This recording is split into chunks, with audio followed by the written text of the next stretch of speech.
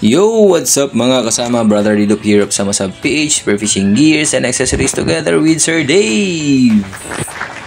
Yan, we are here sa Marina sa Pearl Farm preparing para manglakaw, padulong og Banay-Banay, Davao Oriental. So here it is.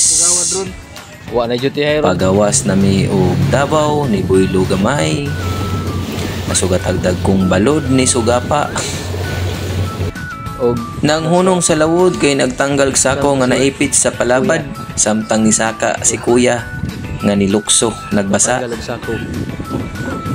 Og sa Banay-Banay gisugat mi sa among kasabot na si Kuya Dondon nang hunong sa baybay kay mangandam namungko kay gipanggutom og mangaon nagbilyard kay busog nanukad kay mamana padulong sa lawod ni angkla diri sa takot.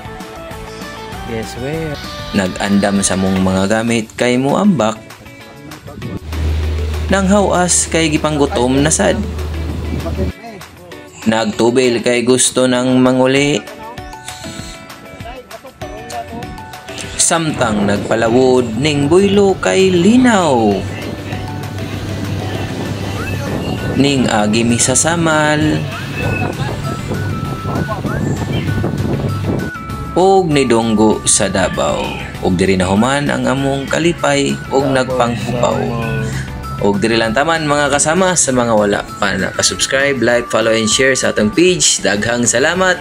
Cheers.